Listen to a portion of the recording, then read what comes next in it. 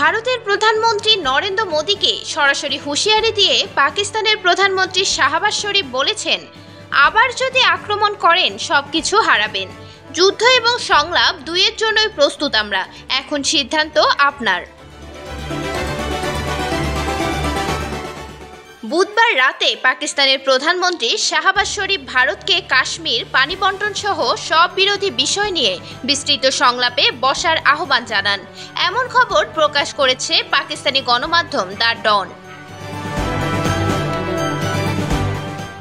শাহবাজ শরীফ আরও বলেন, আমাদের নির্দেশ দেবেন না, পানি আমাদের লাল রেখা, আমাদের পানি সরানো চিন্তাও করবেন না। হ্যাঁ, পানি আর রক্ত একসঙ্গে প্রবাহিত হতে পারে না। আপনারা আমাদের নীলাম ঝিলাম পানি প্রকল্পেও আঘাত করেছেন।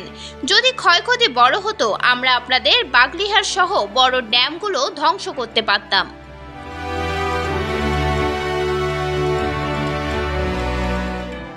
শাহবাজ শরীফ ভারতের প্রধানমন্ত্রী মোদীকে উদ্দেশ্য করে বলেন, চলুন এই আগুন নেভাই, কাশ্মীর ও পানির মতো ইস্যুতে আলোচনায় বসি। তিনি শিয়ালকোটের পাশরুর ক্যান্টনমেন্ট এলাকায় ফ্রন্ট লাইনের সেনাদের সঙ্গে সাক্ষাতে এই প্রস্তাব দেন।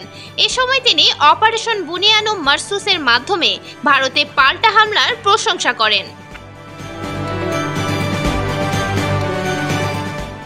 পাকিস্তানের প্রধানমন্ত্রী দাবি করেন, পেহেলগামে হামলার পর ভারতীয় হামলার জবাবে পাকিস্তান 26টি ভারতীয় সামরিক স্থাপনায় যুদ্ধবিমান ও ক্ষেপণাস্ত্র দিয়ে পাল্টা হামলা চালায়, যার ফলে ভারত ব্যাপক ক্ষয়ক্ষতির মুখে পড়ে এবং পাকিস্তান বিমান বাহিনী একাধিক রাফায়েল যুদ্ধবিমান ভূপাতিত করে। শাহবাজ শরীফ সেনাদের উদ্দেশ্যে বলেন, 1971 সালের প্রতিশোধ নিয়েছেন আপনারা, এখন গোটা জাতি আপনাদের পাশে আছে। পেহেলগামে হামলার পর ভারত সিন্ধু নদের পানির ট্রিটি স্থগিত করায় পাকিস্তান তীব্র প্রতিক্রিয়া জানায়। এদিকে বিশ্ব ব্যাংকের প্রেসিডেন্ট অজয় বাঙ্গা সম্প্রতি জানান, চুক্তি অনুযায়ী স্থগিত করার কোনো ধারা নেই। এটি বাতিল বা নতুন করে স্বাক্ষর করতে হলে উভয় দেশকে সম্মত হতে হবে। পরে জাতিসংঘ মহাসচিব আন্তোনিও গুতেরেসের সঙ্গে টেলিফোনে আলাপকালে শাহবাজ শরীফ শান্তি প্রচেষ্টায় তার নেতৃত্বের প্রশংসা করেন এবং দক্ষিণ এশিয়ায় দীর্ঘস্থায়ী শান্তির জন্য কাশ্মীর সমস্যা সমাধানের প্রয়োজনীয়তার কথা বলেন।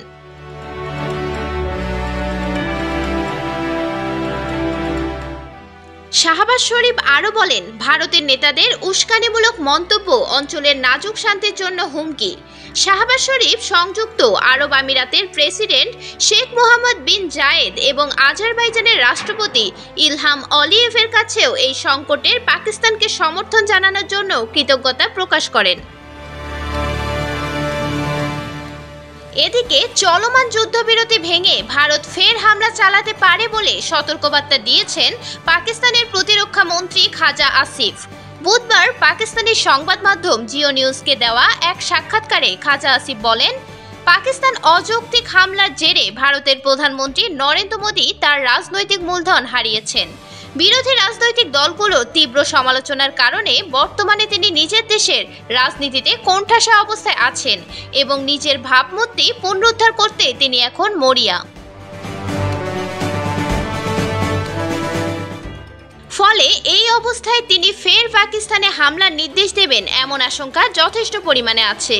তবে ভারত যদি কোনো প্রকার বেপরোয়া পদক্ষেপ নেয়, সেক্ষেত্রে পাকিস্তান তার দৃঢ় জবাব দেবে এবং শুধু তাই নয়, বৈশ্বিক চাপও সহ্য করতে হবে ভারতকে বলে হুঁশিয়ারি উচ্চারণ করেন খাজা আসিফ। তিনি আরও বলেন, এখানে আরেকটি কথা আমি বলবো, যুদ্ধবিরতির জন্য পাকিস্তানের ওপর কোনো বৈশ্বিক চাপ কাজ করেনি। যুক্তরাষ্ট্র এবং অন্যান্য মিত্র রাষ্ট্র এই প্রস্তাব দিয়েছে, সমর্থন করেছে এবং এ কারণে আমরা যুদ্ধবিরতিতে রাজি হয়েছি। এখন ভারতের মিত্রদের উচিত হবে মোদীকে যে কোনো প্রকার বেপরোয়া সিদ্ধান্ত নেওয়া থেকে বিরত রাখা। গত 22 এপ্রিল ভারতের জম্মু কাশ্মীর রাজ্যের অনন্তনাগ জেলার পেহেলগামের বৈশরণ উপত্যকায় হামলা চালিয়ে 26 জন পর্যটককে স্বয়ংক্রিয় রাইফেল দিয়ে হত্যা করে একদল সন্ত্রাসী। নিহত এই পর্যটকদের সবাই পুরুষ এবং অধিকাংশই হিন্দু ধর্মাবলম্বীদের। এ ঘটনার পর হামলা পাল্টা হামলা জড়ায় দুদেশ। পাল্টাপাল্টি এই সংঘাতের মধ্যেই তৎপর যুক্তরাষ্ট্র এবং মার্কিন কর্মকর্তাদের চাপে 10 মে যুদ্ধবিরতিতে সম্মত হয় নয়াদিল্লি ও ইসলামাবাদ। তবে বাকযুদ্ধ এখনো চলমান। মিরাতুন জান্নাত, বিজনেস বাংলাদেশ, নিউজ ডেস্ক।